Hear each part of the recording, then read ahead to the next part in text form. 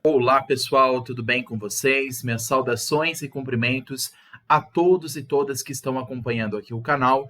Mais uma vez, professor Lucas, professor de Direito Tributário e Processo Tributário, para esses cursos de preparação para a primeira fase do 40º Exame de Ordem da OAB em Direito Tributário. Sejam todos bem-vindos ao meu canal. Para quem não é inscrito, peço que se inscrevam no canal, curtam o vídeo, compartilhem com os colegas, ativem o sininho, me ajudem a fazer com que o canal cresça. O canal ainda é pequeno, precisa crescer bastante, para que atinja o maior número possível de estudantes e assim o conhecimento do direito tributário seja garantido a todos e a todas que acompanham aqui o YouTube de maneira gratuita e democrática. Pessoal, hoje nós vamos tocar em uma outra aula, a aula de número 12, e eu vou tocar com vocês mais um novo assunto aqui de direito tributário que cai em primeira fase.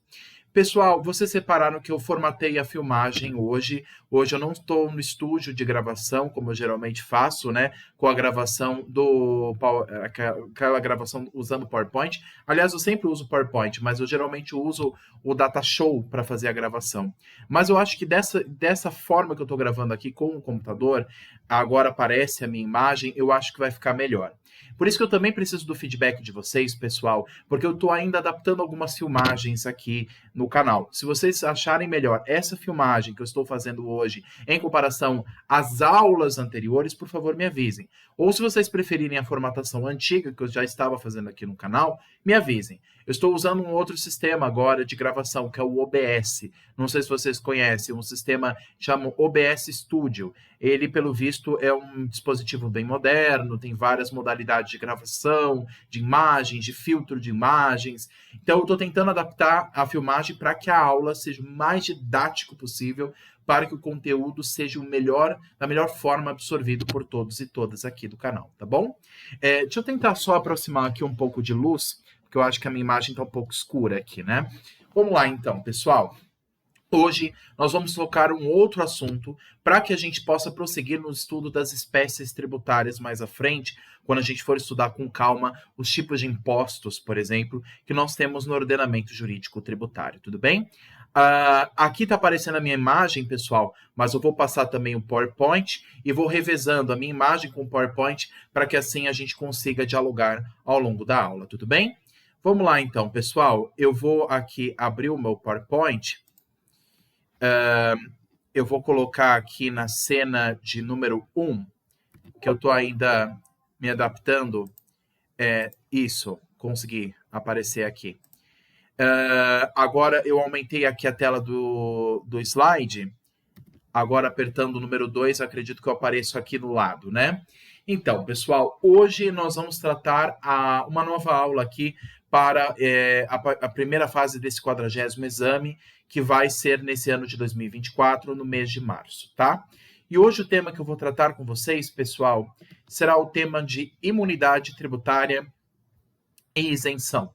Um tema que é importante, pessoal, antes que a gente possa prosseguir nas outras matérias sobre, por exemplo, espécies de impostos, porque para que a gente consiga entender o que é imunidade e isenção, a gente tem que saber o conceito desses institutos na Constituição e também no CTN, no Código Tributário Nacional, para que assim a gente consiga depois, quando a gente estudar os impostos, entender se o imposto pode ser aplicado a determinada situação ou não.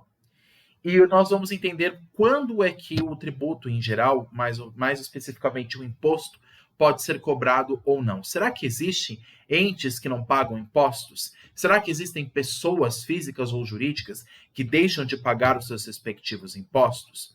Então, nós vamos entender isso e o significado do conceito de imunidade e a sua diferença com a isenção, tá? Gente, esse tema sempre tem uma questão que faz alguma menção desse tema em primeira e segunda fase. É um tema, gente, que gera muita confusão. E a OAB e a FGV adora questões que geram confusão, que geram algum tipo de dificuldade para o candidato, no sentido assim, para ver se o candidato está atento ou não, para ver se o candidato estudou ou não. Como vocês estão estudando aqui comigo, a gente vai perceber a diferença desses dois institutos, para que na hora que a gente bater o olho numa questão prática, e a gente vai fazer isso mais à frente, a gente consiga entender a diferença de cada um destes institutos, tudo bem? Vamos então começar com a imunidade tributária. O que isso significa e para que ela é aplicada? Vamos lá. Quando a gente fala, pessoal, de imunidade tributária, trata-se de uma regra constitucional de não incidência tributária. Na Constituição Federal, há hipóteses de não incidência de determinados tributos. E quando essa previsão está no texto constitucional, nós chamamos isso de imunidade. Quando ela está prevista no texto da Constituição Federal, então esse é o conceito de imunidade. Tem que estar previsto no texto da Constituição a regra de não incidência de um determinado tributo. Que também é uma outra hipótese que nós vamos ver de limitação constitucional ao poder de tributar. O que isso significa? Nós vimos isso na aula passada. Justamente essa limitação do poder do Estado em tributar uma determinada matéria ou de avançar em um determinado tributo. Então, a limitação constitucional ao poder de tributar nada mais é do que uma limitação do poder do Estado em atuar em determinadas áreas, tá? E é a Constituição que vai estabelecer essa limitação, tudo bem? Difere-se da isenção, pois essa decorre de lei e não do texto constitucional. A primeira diferença, pessoal, que vocês têm que entender é: imunidade decorre do texto da Constituição, da nossa norma maior, da nossa Carta Magna, do texto que dá origem ao nosso país, que é o texto, é o documento mais importante, que traz as balizas, as estruturas fundamentais de todo o ordenamento jurídico pátrio. A Constituição Federal que vai estabelecer quais são as imunidades tributárias. Mas isenção é concedida por lei. Então, quando, por exemplo, se fala que o Estado de São Paulo concedeu isenção de ICMS para um determinado contribuinte, essa isenção é concedida por lei. Ela não é concedida pela Constituição. Ela é prevista e é concedida por lei. Então, essa é a primeira diferença entre um e o outro. Um é na Constituição, a imunidade, e o outro por lei, que no caso é a isenção. Cuidado! Há partes na Constituição Federal de 88 que usa de maneira errada o nome isenção, quando na verdade se refere à imunidade. Por exemplo, quando se observa os artigos 184, parágrafo 5º, e 195, parágrafo 7º do texto constitucional. Então, muito cuidado, pessoal. A palavra isenção utilizada aqui, até ampliei aqui a imagem para a gente conversar melhor sobre esse tema. Cuidado com a palavra isenção escrita no texto da Constituição Federal. Então, a Constituição Federal, como vocês podem ver, por exemplo, no artigo 184, parágrafo 5º, e o artigo 195, parágrafo 7º, a palavra isenção não se entende tal como ela é. Na verdade, isso quer dizer imunidade. O legislador constituinte originário, quando criou o texto da Constituição, ele não usou os termos corretos como deveria. E esse nome isenção, quando está no texto da Constituição, na verdade quer dizer imunidade. Tudo bem? Então, cuidado com isso, porque pode ter alguma pegadinha na primeira fase do exame da OAB perguntando algo a respeito. Tudo bem? Voltando aqui para os slides, vamos entender melhor a imunidade tributária. Existem dois tipos de imunidades, ou melhor, mais de dois tipos, 3 tipos de imunidades, aos quais são quanto à sua forma de previsão. E essa construção que se dá, pessoal, é por meio da doutrina. É a doutrina do direito constitucional, é os autores de direito constitucional, os professores, que elaboram essas diferenciações. Então, nós temos a imunidade que é, primeiro, subjetiva, outra que é objetiva e a outra que é mista. Subjetiva, que leva em consideração pessoas. Objetiva, que leva em consideração bens. E a mista, que leva em consideração pessoas e bens. No caso da imunidade subjetiva, ela é recíproca, por exemplo, a imunidade recíproca entre entes federados. Por exemplo, nós temos os entes federados, União, Estados, municípios e o Distrito Federal, que são os entes políticos, as pessoas jurídicas de direito público que moldam a federação. A União, o governo federal, ele não cobra, por exemplo, impostos dos Estados-membros. A União não cobra, por exemplo, imposto territorial rural de propriedades que pertençam a um determinado estado ou município.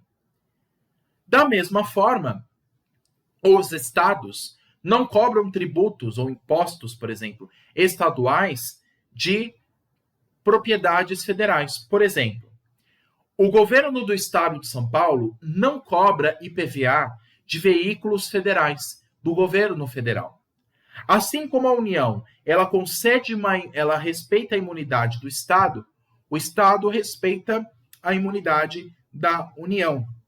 Por isso, que é o que a gente chama de imunidade recíproca. Os estados em relação aos municípios, os municípios em relação aos estados. Então, cada ente federado, União, estados, municípios e o Distrito Federal, cada um respeita a sua, vamos dizer assim, a sua limitação constitucional. Cada um respeita a sua imunidade garantida pelo texto da Constituição. Então, a União diz o seguinte, para ficar claro, a União não vai cobrar impostos federais de bens do Estado. Mas o Estado, por sua vez, não vai cobrar impostos estaduais da União, da pessoa União. Então, nós temos uma imunidade recíproca, entende? Entre um ente federado e um outro, um respeitando o outro, levando em consideração a pessoa que cada um é, pessoas jurídicas de direito público. Então, é uma imunidade recíproca entre os entes federados. Nós temos a imunidade não só que leva em consideração as pessoas dessa relação jurídica, mas nós temos a imunidade, por exemplo, que leva em consideração bens. Por exemplo, a imunidade de imprensa, a imunidade, por exemplo, de livros e periódicos, está lá no texto da Constituição. Lá no texto da Constituição, nós temos as hipóteses de imunidade, que nós vamos ver isso mais à frente. Nessas hipóteses, por exemplo, nós temos a produção de livros e periódicos, a impressão de livros, a impressão de jornais, de periódicos ou de outros documentos que são informativos. Então, aqui se leva em consideração não pessoas, mas sim objetos, coisas que são produzidas. E, nesse caso, elas vão sofrer uma imunidade, elas vão ser, quer dizer, beneficiadas por uma imunidade de impostos. Então, uma imunidade objetiva, que leva em consideração não a pessoa que produz aqueles bens, mas os bens em si. Produção de livros, periódicos, são imunes de impostos, de ICMS, por exemplo. Então, é uma imunidade que leva em consideração o objeto. E existe também imunidades que são mistas, que protegem tanto pessoas como seus bens. A exemplo do que está previsto no artigo 153, inciso 2, parágrafo 4º da Constituição, no caso de ITR. Um outro exemplo que eu poderia citar, até melhor do que esse, pessoal, é um caso, por exemplo, que envolve a imunidade de partidos políticos, que também está prevista numa das hipóteses do artigo 153 da Constituição Federal. Partido político, ele também tem os seus bens. É uma pessoa jurídica, os partidos políticos que temos no país, é uma pessoa jurídica, mas que possui bens, imóveis, onde ficam as sedes desses partidos, bens móveis, carros, automóveis, papelada, documentos, sei lá, cartazes de anúncio do partido, enfim, roupas, acessórios, enfim, são bens corpóreos deste partido político. A imunidade que se dá ao partido político não é só a pessoa do partido, mas também aos seus bens imóveis. Vou citar um exemplo dessa imunidade. Então, a imunidade de partido político, ela não só garante que o partido não pague imposto, só por ele ser um partido, mas também em relação aos seus bens, mesmo que o seu bem seja alugado para uma outra pessoa, mesmo que seu bem seja doado para uma outra pessoa. Aquele bem, por ser de um partido político, ele acaba sendo beneficiado por essa imunidade. Então, leve em consideração a pessoa e o bem. Então, nós temos 3 tipos de imunidades. Subjetiva, que leva em consideração apenas pessoas, o sujeito. Objetivas, que levam em consideração apenas bens. E mistas, que levam em consideração pessoas e bens. Tudo bem? Vamos lá para as próximas divisões de imunidades. Nós temos, pessoal, vários tipos de imunidades previstas no texto constitucional. Ela poderá ser, inclusive, específica ou genérica. Específica, quando envolve um único tributo. E genérica, todos os tributos. Ela se divide em quais são os tipos de imunidades que nós temos previstas no artigo 153 da Constituição. A imunidade recíproca entre os entes federados, a imunidade religiosa, garantida aos templos religiosos de qualquer culto e aos líderes religiosos, condicional No caso, como envolve a condicional, quando envolve os partidos políticos, e já explico por que ela é condicional. No caso, a imunidade de imprensa e a imunidade musical. Tudo bem? Pessoal, eu gostaria de fazer alguns adendos aqui com relação a essas imunidades. Primeiro sobre a imunidade religiosa e depois sobre a imunidade condicional, e eu vou explicar por quê. Eu vou aumentar aqui a minha tela para a gente conversar sobre ela. A imunidade religiosa, pessoal, é garantida pelo texto constitucional, é cláusula pétrea. Templos religiosos não são obrigados a pagar impostos, segundo a interpretação do texto da Constituição. Então, imaginemos, a paróquia, uma igreja. Lá tem a igreja e tem a casa de um líder religioso ao lado. Vamos supor, na igreja católica, por exemplo, estou citando um exemplo aqui, nós temos a capela ou a paróquia, e no lado nós temos a casa paroquial, que é onde fica o padre. A igreja não é apenas a igreja que é imune, pessoa jurídica, mas também se estende ao líder religioso, ao padre ou ao religioso que mora ali perto. Então, é uma imunidade sobre os bens e sobre a pessoa também. Envolve a instituição, a igreja, e envolve as pessoas, a pessoa jurídica que é a igreja, e envolve também a pessoa física, o padre ou qualquer outro líder religioso. Citando um breve exemplo aqui. Só que teve uma decisão interessante, pessoal, do Supremo Tribunal Federal, que foi o seguinte, e pode ser perguntado em prova. No caso de lojas maçônicas, o Supremo Tribunal Federal entendeu que a maçonaria não é uma religião, e até a própria entidade dos maçons não se considera uma religião. Eles consideram, segundo eles, uma filosofia de vida. Citando um exemplo aqui. E o Supremo Tribunal Federal, ele tomou uma decisão que diz que a imunidade religiosa, ela não se estende a lojas maçônicas. Então, as lojas maçônicas são obrigadas a pagar impostos. Tudo bem? Então, é importante dizer isso, tá, pessoal? Mas isso não seria uma forma de discriminação ou diferenciação? Segundo o entendimento do Supremo Tribunal Federal, não há discriminação porque a própria maçonaria não se considera uma religião. Se considera, no caso, uma filosofia de vida, se considera, sei lá, um clube entre amigos, enfim. Isso segundo eles. Então, o Supremo, ele pegou esse entendimento dessa própria entidade e diz o seguinte, então vocês não vão ser imunes de pagar impostos, e vocês vão ter que pagar os impostos devidos sobre os bens móveis, imóveis e assim por diante. Então, essa é uma decisão do Supremo. E se cair na prova, pode ser perguntado. Lojas maçônicas são beneficiadas pela imunidade tributária, pela imunidade religiosa? Não são, segundo o entendimento consolidado do Supremo Tribunal Federal. Tudo bem?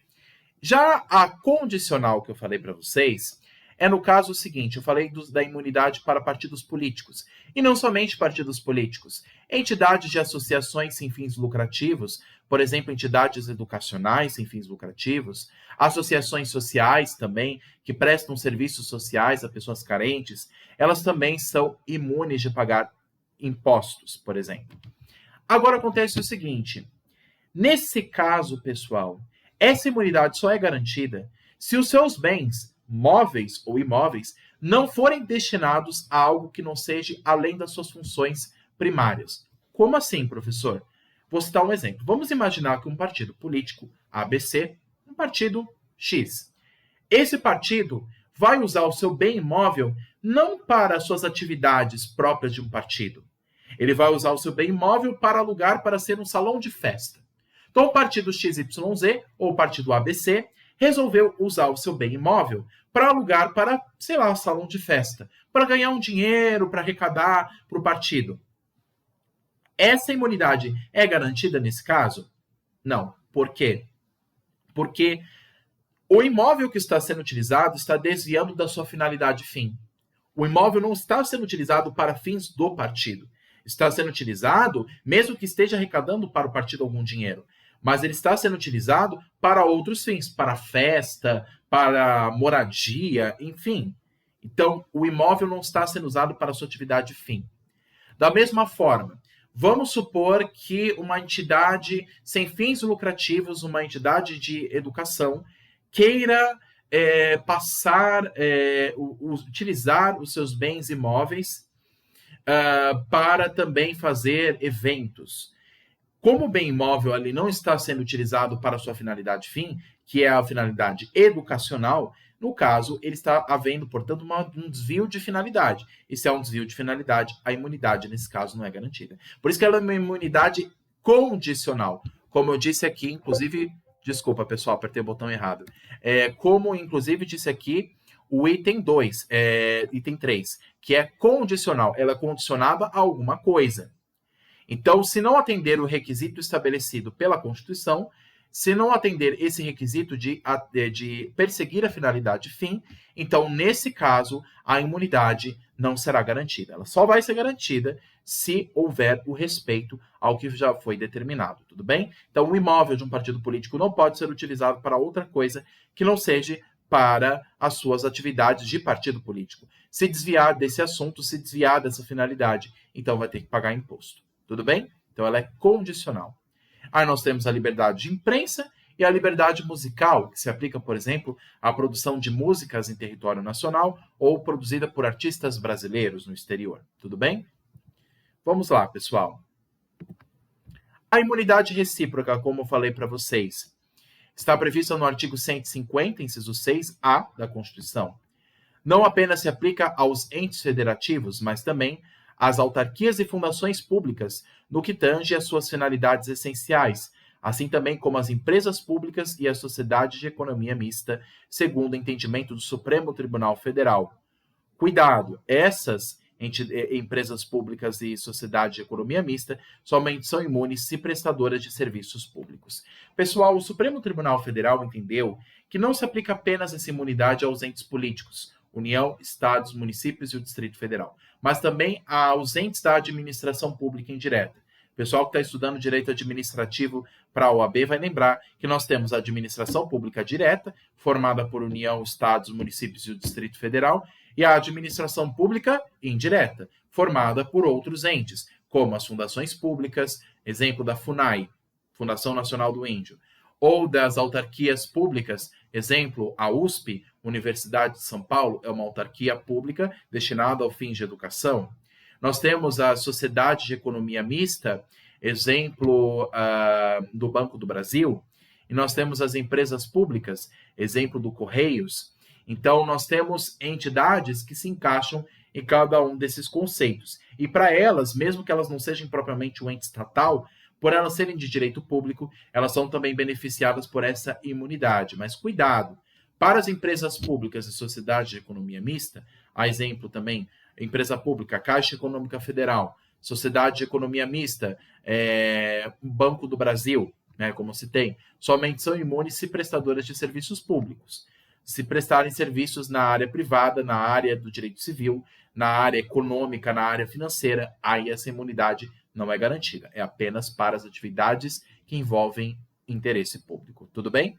Imunidade recíproca, prevista no artigo 156-A da Constituição. Os bancos públicos, como o Banco do Brasil, como citei, Sociedade de Economia Mista e a Caixa Econômica Federal, empresa pública, no exercício da atividade econômica, não usufruem de imunidade. Então, pessoal, cuidado, porque elas são bancos, e os bancos exercem, obviamente, atividades de direito privado, atividades financeiras, econômicas, de interesse privado. E, nesse caso, a imunidade não se estende, nesses casos, a esses entes. Ela só se estende aos seus outros serviços que prestam à coletividade, ao sistema público. Mas o sistema privado, aí essa imunidade não é garantida, não é estendida no exercício da atividade econômica. Tudo bem? Imunidade religiosa, pessoal, como já comentei com vocês, beneficia patrimônio, rendas e serviços de entes religiosos. Esse se estende não apenas aos templos, mas também aos estacionamentos e até mesmo, pessoal, a cemitérios religiosos e imóveis locados da instituição religiosa. Tá? Inclusive imóveis que pertencem a um determinado líder religioso, mesmo que exatamente ele não more no mesmo local. Então, você, como eu falei para vocês, você tem a igreja, a paróquia. No lado, você tem a casa paroquial. São dois imóveis separados, mas ambos são beneficiados pela imunidade religiosa prevista no artigo 150, inciso 6, a linha B da Constituição Federal. Tudo bem? Outro tipo de imunidade que nós temos, como eu falei para vocês, é a imunidade condicional, que aí já vem na linha C do inciso 6 do artigo 150 da Constituição. Visa preservar o pluralismo político, bem como fomentar a ordem social. Abrange partidos políticos, sindicatos dos trabalhadores também, ou empregados. Cuidado, pessoal, uma coisa que eu precisava falar para vocês também, e até eu destaquei aqui.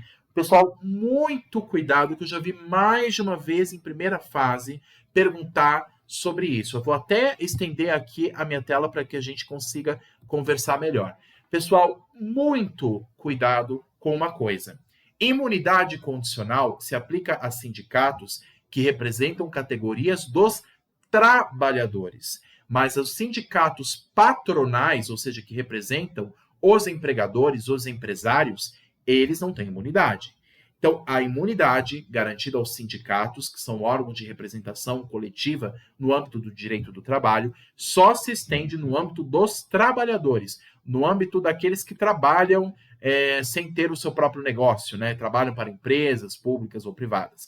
Então, para os trabalhadores, a imunidade é garantida a esses sindicatos, mas os sindicatos patronais, que representam os interesses coletivos no âmbito do direito do trabalho, o interesse coletivo das empresas ou das pessoas que contratam outras para trabalhar, os empregadores, no caso, né, donos de empresas, pequenas ou grandes, esses sindicatos, conhecidos como sindicatos patronais, não são garantidos, não podem ser garantidos por esta imunidade, que é a imunidade condicional, tudo bem? Então, muito cuidado com isso, porque eu já vi uma questão de primeira fase perguntando desse tema, tudo bem? E entidades sindicais e assistenciais, desde que essas não tenham fins lucrativos. Vide artigo 14 do CTN, estabelece alguns requisitos a serem observados por esses dois entes, tudo bem? Lembrando que ela é condicional. Existem condições que devem ser, inclusive, obedecidas dentro desse contexto previsto no CTN e também no texto constitucional. E não pode ter aquele desvio de finalidade que eu falei. O imóvel tem que ser destinado, ou o bem imóvel tem que ser destinado apenas para os seus fins últimos, não para outros fins que não são a eles destinados, tudo bem? O artigo 14 do CTN, pessoal, eu vou até diminuir a minha tela aqui, ele fala a respeito desse tipo de imunidade, né? Que fala que o disposto no inciso, na linha C do inciso 4 do artigo 9º é subordinado à observância dos seguintes requisitos pelas entidades nele referidas: não distribuírem qualquer parcela do seu patrimônio ou de suas rendas a qualquer título, aplicarem integralmente no país os seus recursos na manutenção de seus objetivos institucionais. É isso que eu estou falando aqui para vocês, pessoal. Ele está aqui no inciso 2. O dinheiro que é arrecadado de partidos políticos, de entidades sociais, que eles podem arrecadar, por exemplo, com quermesses, com eventos, com festas, quer dizer, eles podem arrecadar um determinado valor vendendo alguma coisa, mas esse valor arrecadado tem que ser destinado à sua atividade fim. Se houver desvio de finalidade, essa imunidade acaba sendo cessada. Manterem escrituração de suas receitas e despesas em livros revistos de formalidades capazes de assegurar sua exatidão. Tudo bem? Então, esses são, o inciso 1, 2 e 3, os condicionantes que devem ser observados por esses entes imunes, porque senão a imunidade é rompida e aí eles vão ter que pagar os impostos devidos caso estas condições não sejam observadas, essas que foram destacadas no artigo 14 do CTN, tudo bem? Vale a pena a lida integral, leiam em casa com mais calma o artigo 14 do CTN, porque vale a pena e é bom que vocês tenham grifado aí no Vademecum de vocês, para que vocês possam rever em casa, tudo bem? A imunidade, pessoal, de imprensa, ela é garantida no artigo 150, inciso 6, a linha D, da Constituição Federal. Tem como finalidade assegurar a cultura e a liberdade de informação. Incide sobre coisas e não sobre pessoas. Como eu havia falado para vocês, pessoal, a imunidade, existem algumas que incidem sobre, no caso, pessoas, outras sobre bens, que é a imunidade objetiva. Esse é um exemplo de imunidade objetiva, a imunidade de imprensa, que tem como finalidade assegurar a cultura e a liberdade de informação.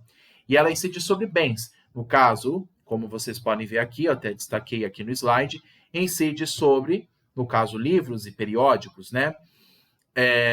E não alcança as editoras e as gráficas, mas sim o seu produto que são produzidos. Filmes, apostilas, papéis fotográficos, listas telefônicas, álbuns de figurinhas e até mesmo dispositivos eletrônicos, como o Kindle e o e-book, PDF. Cuidado, não é todo tablet que é beneficiado com essa imunidade. Pessoal, cuidado, muito cuidado. Então um tablet da Apple pode ser imune de pagar imposto? Então por que ele é tão caro? Gente, não é o iPad da Apple, porque o iPad da Apple, por exemplo, ele pode ser destinado para outras finalidades que não é apenas para leitura. O que é garantido essa imunidade é, por exemplo, o e-book, que é aquele livro digital. Aquele como se fosse um tablet menorzinho que você usa apenas para ler conteúdos de livro. Ele sim é garantido a imunidade. Assim como para o Kindle, o e-book, o Kindle. Agora, um celular ou um tablet da Apple, por exemplo, ele pode ser utilizado não só para fazer leitura, mas inclusive para fazer outras coisas também, para exercer outras atividades, que não são necessariamente para leitura e divulgar informações, sejam para a internet, para interação, para ligação ou para outras coisas. Então, por conta disso, segundo o entendimento do Supremo, embora possa ser questionável isso, mas o entendimento do Supremo é, para esses tablets não se garante a imunidade, é apenas para os Kindles, e-books, livros digitais, tudo bem? Além da imunidade de imprensa, que é garantido no artigo 156, a linha D da Constituição, existe também a imunidade musical. Pessoal, a imunidade musical, vou ver só se eu consigo diminuir aqui a temperatura, que eu estou num lugar aqui que está muito quente. Vamos lá. Imunidade musical. A imunidade musical, pessoal, ela é garantida já na linha E desse inciso 6 que nós estamos vendo, do artigo 150 da Constituição. E ela incide não só sobre a música em si, mas também sobre artistas brasileiros. Então tem como revigoramento do mercado, ela tem como finalidade, qual que é a finalidade dessa imunidade musical?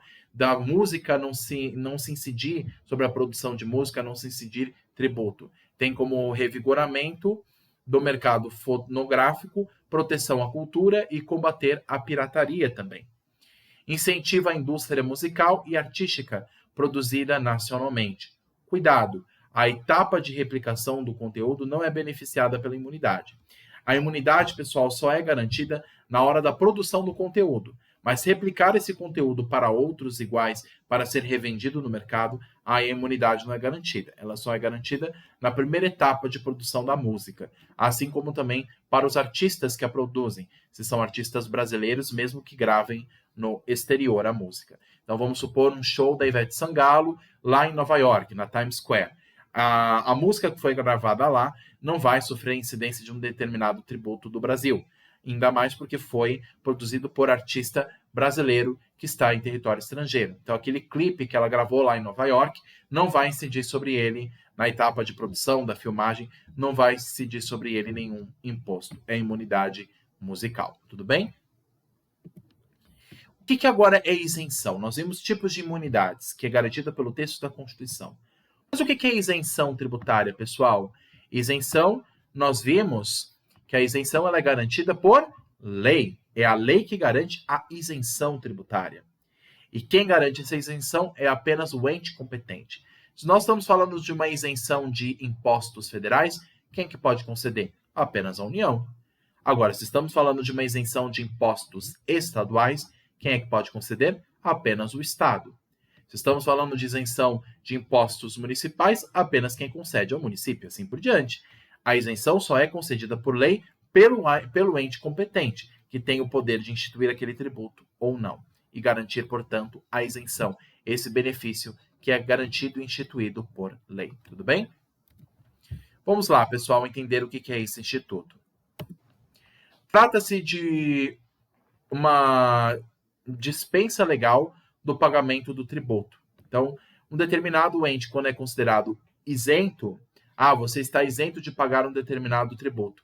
Então, está dispensado de pagar, de cumprir a obrigação principal, que é de pagar aquele tributo. Há necessidade de previsão de lei, com base no artigo 150, parágrafo 6º da Constituição Federal e do artigo 176 do CTN. O artigo 177 do CTN diz que Isenção não se estende a taxas ou a tributos instituídos posteriormente à concessão.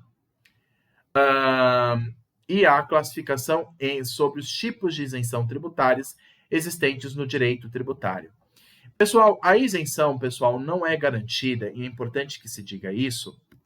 A isenção, pessoal, ela não é garantida para todos os tipos de tributos. Ela não é garantida, por exemplo, para taxas. As taxas que nós estudamos, a taxa pelo serviço regular do poder de polícia ou a taxa por serviço específico e indivisível, não são beneficiadas pela isenção. Então, o ente estatal não pode garantir isenção de taxa ou de tributos instituídos posteriormente à sua concessão. A isenção é concedida para impostos, que é um outro tipo de tributo que não se confunde, no caso, com as taxas. Então, não existe isenção de taxa. Importante que se diga isso, tudo bem? E há classificações sobre os tipos de isenções tributárias existentes também no direito tributário. Pessoal, quanto à onerosidade, a isenção pode ser uma isenção onerosa ou não onerosa. Onerosa quando há a exigência dessa contrapartida. Quando se exige do contribuinte alguma contrapartida e do Estado ao mesmo tempo, e vice-versa. Então, é uma isenção onerosa. Um sai ganhando com o outro. Há a exigência de uma contrapartida. Agora, a isenção não onerosa não exige contrapartida. Aí ela é concedida sem esperar nada em troca. Não confundir, gente, supressão de isenção com a revogação da lei que concede a isenção. É importante que se diga isso. Para se instituir, pessoal, uma isenção, precisa de lei. Mas para suprimir essa isenção, não necessariamente precisa ser por lei. Ela pode ser suprimida por ato administrativo. Então, vamos supor que o Estado de São Paulo concedeu uma isenção sobre um determinado imposto estadual, o ICMS. O Estado de São Paulo concedeu, por um período, isenção de ICMS a um determinado contribuinte. Mas ela pode revogar a qualquer momento essa decisão que foi concedida por lei, que foi autorizada por lei? Pode. E apenas por mero ato administrativo ela revoga aquela isenção, tudo bem? Então a isenção não gera direito adquirido, hein, pessoal? Diferente da imunidade. A imunidade, inclusive, é cláusula pétrea, não pode ser alterada do texto constitucional, não pode ser removida nem mesmo por emenda constitucional. Deve ser observada e respeitada. Imunidade é cláusula pétrea, não pode ser alterada. Isenção, sim, pode ser alterada apenas por ato administrativo. Então, se o Estado de São Paulo diz, por conveniência ou oportunidade, por um juízo de conveniência e oportunidade, diz o seguinte: olha, eu acho que não é bom que eu garanta agora a isenção de ICMS para esses contribuintes. Eu vou revogar essa isenção. Ele pode fazer isso a qualquer momento? Pode, por ato administrativo. A concessão de isenção tem que ser obrigatoriamente por lei, mas, no caso, a revogação dessa isenção, ou melhor dizendo, a supressão dessa isenção, pode ser por um ato administrativo do ente competente. Tudo bem? Quanto à generalidade, existe a de caráter geral e a de caráter individual. No caso individual, para pessoas portadoras de deficiência física. Pessoal, eu acho muito interessante esse tipo de imunidade. Quanto à generalidade, existem imunidades que são individuais, outras que são aplicadas a todos. E ela tem previsão no artigo 179 do CTN. Um exemplo de uma imunidade que eu acho bem interessante, desculpa, de uma isenção, que é bem interessante eu dizer aqui, é a isenção, por exemplo, que se concede ao imposto de renda. Você tem a tabela de isenção, não tem? Primeiro você tem a tabela de incidência do imposto de renda. Quando você vê a tabela de incidência do imposto de renda, que a gente sempre tem que conferir todo ano, quando a pessoa declara o imposto de renda, a primeira parte da tabela tem a tabela de isenção, vem o quadro de isenção. O primeiro grau dessa tabela é o grau de isenção. Pessoas que ganham até um salário mínimo não pagam imposto de renda. Então, aí é um caráter que se dá de maneira, no caso, pessoal, de maneira geral. Todos aqueles que tiverem até um salário mínimo não pagam imposto de renda. São isentos de pagar esse imposto. Aí é concedida de caráter geral para todos que têm até um salário mínimo. Não paga imposto de renda. Tudo bem? Esse é um exemplo de tabela, né, do imposto de renda, cuja primeira fase é a tabela de isenção. Agora, quando a gente fala de caráter individual, eu vou citar um exemplo. Vamos supor, isso existe também na lei do imposto de renda, para pessoas portadoras de câncer. Então, existe a possibilidade da Receita Federal, por mero ato administrativo, dizer o seguinte: olha, a isenção pode ser estendida e será estendida para pessoas com doenças graves, como no caso o câncer. Então, pessoas que estão em estágio terminal, pessoas que estão numa situação grave de vida, então essas vão ser isentas de pagar imposto de renda. Então, é de caráter individual, acaba delegando apenas para um determinado grupo de pessoas, para um determinado tipo de pessoa. Pessoas geralmente com portadoras de alguma deficiência ou alguma doença grave. Então, nesse caso, é uma isenção concedida de caráter individual, considerando a característica daquele contribuinte. Diferente da isenção geral, que é concedida a todos sem distinção, como eu citei o exemplo da tabela do imposto de renda. Quem ganha até um salário mínimo não precisa declarar e não precisa pagar o imposto de renda. Então, aí é de caráter geral, tudo bem? E essa previsão tem no artigo 179 do CTN, do Código Tributário Nacional, tudo bem? Pessoal, aqui nós temos o artigo 179 do CTN, que fala a respeito do Instituto da Isenção. E vale a pena ler esse comecinho aqui, que é o caput, que diz o seguinte: a isenção, quando não concedida em caráter geral, é efetivada em caso a caso, em cada caso, por despacho de autoridade administrativa, em requerimento com o qual o interessado faça a prova do preenchimento das condições e do cumprimento dos requisitos previstos em lei ou contrato para sua concessão. Então, no caso, como eu citei, da isenção individual concedida a pessoas portadoras de câncer.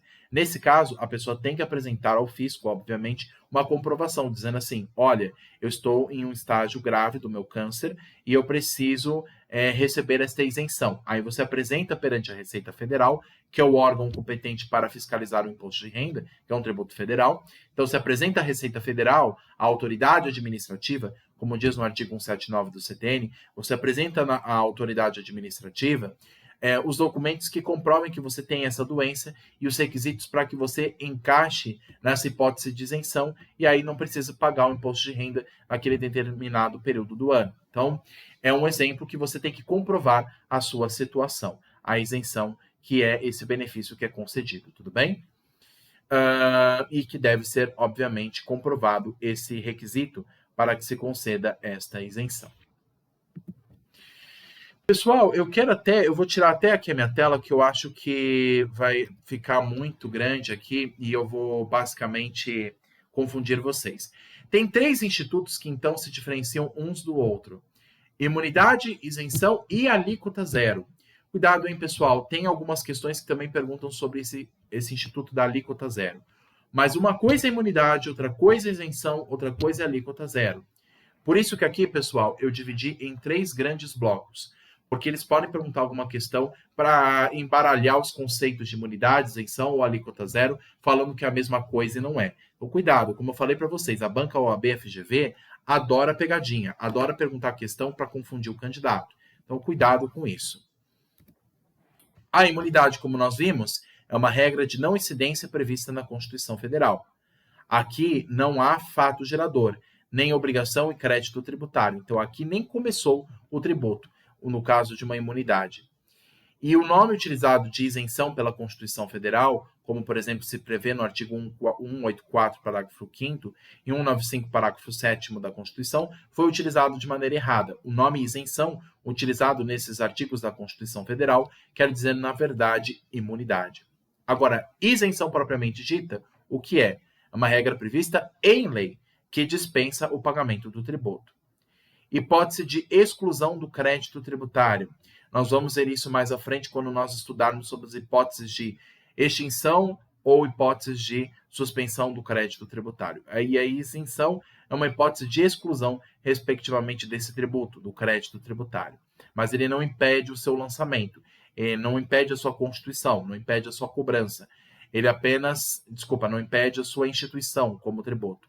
Ele apenas exclui essa cobrança, exclui o valor do tributo. Aqui existe o fato gerador e a obrigação tributária, mas não há o crédito tributário. E, portanto, a isenção ela barra metade do processo. O tributo é constituído, mas ele não é cobrado. Então, a isenção é como se fosse um momento de interrupção no meio do processo tributário. Tudo bem? Já a alíquota zero, pessoal, ela não existe dispensa de pagamento, mas o valor calculado é igual a zero. Desculpa aqui que eu juntei os dois nomes aqui. É igual a zero. Aqui existem as 3 etapas: o fato gerador, a obrigação tributária e o crédito tributário. Mas esse crédito resulta no final em zero.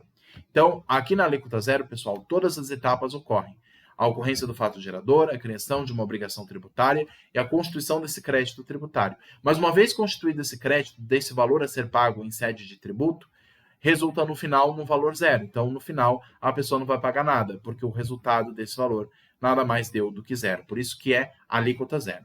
Então, pessoal, muito cuidado, hein? Não confundam imunidade, isenção e alíquota zero. São 3 institutos bem distintos, como justamente eu fiz questão de colocar aqui na tabela. Imunidade é uma coisa, isenção é outra, alíquota zero é outra, tudo bem? Muito cuidado com isso. Para os impostos extrafiscais, como nós vamos ver mais adiante, a exemplo do imposto de importação, exportação e o IOF, é possível a alteração da alíquota por mero ato do Poder Executivo Federal, não havendo necessidade de lei e, por isso, essa seria uma hipótese de se aplicar a alíquota zero, tudo bem?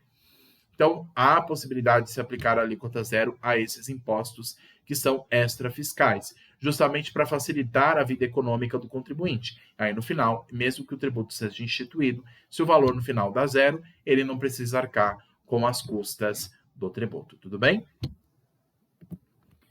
E o artigo 150, parágrafo 6º, que eu destaquei aqui, diz o seguinte: qualquer subsídio ou isenção, redução da base de cálculo, concessão de crédito presumido, anistia ou remissão, relativos a impostos, taxas ou contribuições, só poderá ser concedido mediante lei específica, federal, estadual ou municipal, que regule exclusivamente as matérias acima enumeradas ou o correspondente tributo ou contribuição, sem prejuízo do disposto do artigo 155, parágrafo 2º, inciso 12, a linha G da Constituição. Tudo bem?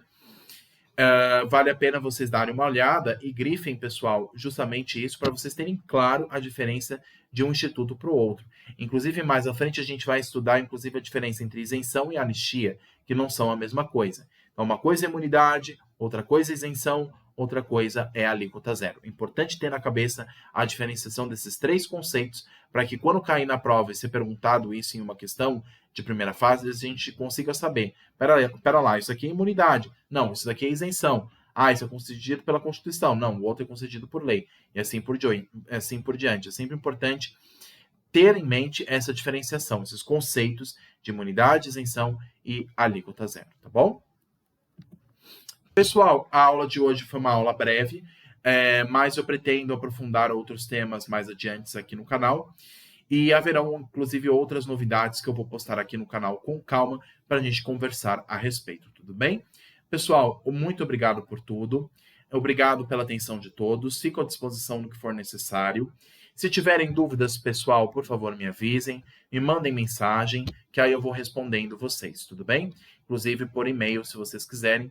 Passo o e-mail de vocês aqui embaixo. Posso compartilhar os slides da aula de hoje e das outras aulas para que o conteúdo seja o mais garantido possível para vocês, tudo bem?